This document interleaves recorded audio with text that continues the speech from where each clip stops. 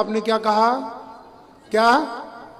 تو عارف بھائی جب میں چھوٹا تھا مدرسے میں پڑھنے گیا، پہلے تو 10ویں تک اسکول میں پڑھتے رہے، تو جب مدرسے میں پڑھنے گیا تو پاجامہ اتفاقاً ٹکنوں سے نیچا تھا، تو مجھے 2-3 مولویوں نے کے بعد نیچی نہیں ہونی چاہیے، نبی علیہ السلام کی خدمت میں گئے، یا رسول اللہ میں نے اونچی کر لی، لیکن بعض اوقات ڈھلک جاتی ہے، تھوڑے ہیلدی تھے، یا رسول اللہ ڈھلک جاتی ہے، کوئی گناہ تو نہیں ہوگا؟ وہ فرمایا ابو بکر نہیں، یہ اس لیے نہیں کہا، یہ پاجامہ ٹکنوں سے اس لیے اونچا اٹھوایا ہے کہ یہ جو لوگ، جو میری امت کے لوگ ہیں، یہ جب سڑک پہ چلتے ہیں پاجامہ نیچا کر کے، چادر نیچی کر کے، ان کی چال میں فرعونیت آ جاتی ہے، تکبر آ جاتا ہے، یہ غریب کے سلام کا جواب نہیں دیتے، یہ ماں باپ سے ادب سے پیش نہیں آتے، یہ بیوی سے محبت نہیں کرتے، یہ بچوں پر ظلم کرتے ہیں، یہ راہگیروں کے سلام کا جواب دینا ضروری نہیں سمجھتے، ہم نے یہ کپڑا اونچا کروا دیا تاکہ ان کی گردن جھک جائے، ان میں عاجزی آ جائے۔ اب مسئلہ سمجھو کہ مسئلہ ہے کیا؟ ایک میرے جیسا بندہ ہو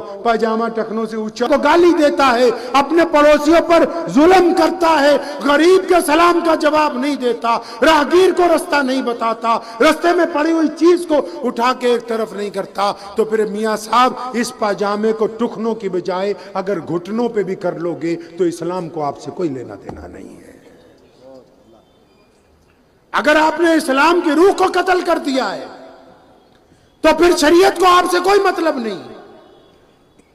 ہم نماز پڑھنے جا رہے ہیں مسجد میں، کتنی مسجدیں یہاں تو ماشاءاللہ قدم قدم پہ مسجدیں۔ میں نے پہلے آپ سے پوچھا کہ آپ کی مسجد میں اصحاب صفہ کا وہ چبوترا کہاں ہے؟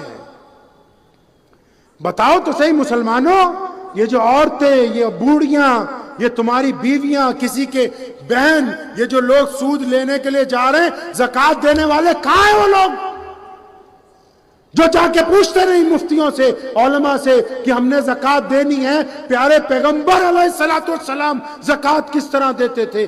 نبی علیہ السلام کا کیا طریقہ ہے؟ وہ کیا چاہتے ہیں؟ بتاؤ تو صحیح، کچھ ہمیں کچھ کہو تو صحیح۔ نہیں، ہم اس لیے نہیں پوچھنے جاتے بھائی، کیونکہ ہم تو خود مفتی بنے ہوئے ہیں۔ بولے اگر بچہ بیمار ہو جائے تو MBBS ڈاکٹر سے دوائی چاہیے، گاڑی کیونکہ 25 لاکھ کی خریدی ہے، یہ خراب ہو جائے گی تو ایجنسی میں ٹھیک ہونے جائے گی، موبائل کیونکہ 1.25 لاکھ کا ہے، اس میں خرابی آ گئی تو یہ پھر کسٹمر کیئر والوں کے پاس جائے گا، کسی عام دکاندار سے ہم کھلوائیں گے نہیں۔ اور جب دین سمجھنا ہے، ڈاکٹر صاحب بھی فتویٰ دے رہے ہیں، انجینئر صاحب بھی فتویٰ دے رہے ہیں، ریڑی والا بھی فتویٰ دے رہا ہے، پان بیچنے والا بھی فتویٰ دے رہا ہے، چائے فروش بھی فتویٰ دے رہا ہے، جو محلے میں پریس کر رہا ہے وہ بھی فتویٰ دے رہا ہے۔ اللہ اکبر! دین کے علاوہ ساری چیزیں کوالٹی کی چاہیے اور دین آپ کو کوالٹی کا نہیں چاہیے۔